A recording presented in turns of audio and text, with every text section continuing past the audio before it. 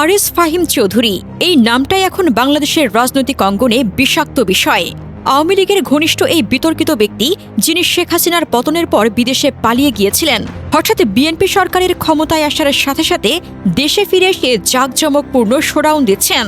৩০০ foot রাস্তায় ২০ থেকে ৩০টা গাড়ির কনভয় নিয়ে যেন রাজা বাদশা। কিন্তু প্রশ্ন একটাই, এই অপরাধীর পেছনে কোন খুঁটির জোর লুকিয়ে আছে? কে তাকে এত সাহস দিচ্ছে যে হত্যা মামলার আসামি হয়েও সে নির্বিঘ্নে দেশে ফিরে আসে এবং আইনের চোখে ধুলো দিয়ে ঘুরে বেড়ায়? এটা কি নতুন সরকারের দুর্বলতা, না কোনো গভীর ষড়যন্ত্রের অংশ? জানা যায়, জুলাই ২০২৪-এর গণঅভ্যুত্থান, যেখানে ছাত্র জনতা ফ্যাসিস্ট শাসন উল্টে দিয়েছে, সেখানে আরিস ফাহিম চৌধুরী ছিল এক কুখ্যাত নাম। বাড্ডা থানার হত্যা মামলার প্রধান আসামি।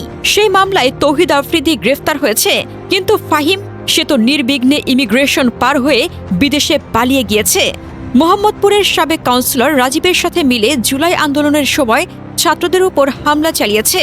আফ্রিদি আর ফাহিমের একটা গ্যাং ছিল, পুলিশের সাইবার টিমকে আন্দোলনকারীদের তথ্য দিয়ে সহায়তা করত, যাতে নিরীহ ছাত্র জনতাকে ধরে মারা যায়। পুলিশের সহায়তায় মানুষ মারা, আর এখন সেই খুনি দেশে ফিরে হিরো সাজছে। ফাহিমকে বলা হয় ছোটখাটো মাফিয়া।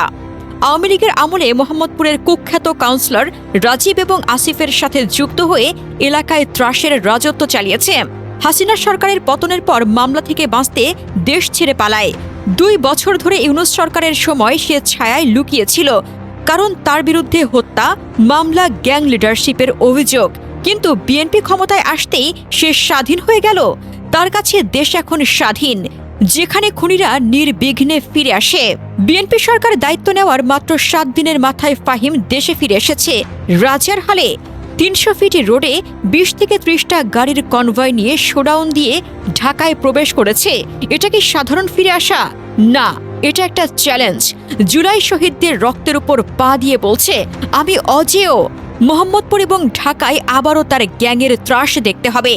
প্রশ্ন উঠছে, তাকে অভয় দিল কে? বিএনপির নতুন সরকার কি আওয়ামী লীগের অপরাধীদের আশ্রয় দিচ্ছে? না, নাকি ফাহিমের পেছনে কোনো অদৃশ্য শক্তি, যা বিএনপিকেও চাপ দিচ্ছে? সামাজিক মাধ্যমে তাহসিনেশন লিখেছেন, ফাহিম দেশে এসে চোরের মতো চুপচাপ থাকলেও আমি কিচ্ছু বলতাম না, কিন্তু যেভাবে সে লাফালাফি করে শোডাউন দিচ্ছে তা দেখে আমি একটু অবাক হয়ে ভাবলাম, এই হ্যাডাম দেখানোর পেছনে অবশ্যই কোনো কারণ আছে। পরে জানলাম ফাহিমের মামা বিএনপি থেকে এমপি হয়েছে। জি, ঠিক শুনছেন, ফাহিমের মামার নাম ATM মিজানুর রহমান, যিনি কুমিল্লার বড় রেস্টুরেন্ট মিয়ামির মালিক। আপনারা যারা কুমিল্লার উপর দিয়ে নোয়াখালী, চট্টগ্রাম কিংবা অন্য জায়গায় যান, তারা সবাই চিনবেন রেস্টুরেন্টটা। ওনার ব্যাকআপেই আজ ফাহিম নিজেকে বাদশা ফিল করছে। ফাহিমকে আমি একটু বলতে চাই, ভাবলাম ওর নিজের একটা বাচ্চা আছে, কিন্তু আজকে একটা পোস্ট দেখলাম যেখানে জুলাইতে শহীদ হওয়া কয়েকটা বাচ্চার ছবি দেওয়া। তা দেখে আর নিজেকে আটকাতে পারলাম না এই পোস্ট দিতে। ফাহিমের ওই ভয়েসটা এখনো কানে বাজে, রাজীব ভাই ধীরম ধীরম গুলি মারছে, আর এটা বলে তার হাসিটা। এই ফাহিমরাই সাপের মতোই খোলস বদলিয়ে বারবার আপনাদের সামনে আসবে, আর আপনারাও ওকে মাথায় তুলে নাচবেন। এটাই বাংলাদেশ। কালকে ছিল ওর রাজীব ভাই, এখন শুনলাম ওর ববি হাজ্জাজ ভাইয়ের সাথেও ভালো কানেকশন, আর কুমিল্লার বাকি এনসিপি লিডারদের সাথে তো আগে থেকেই হাত আছে ওর।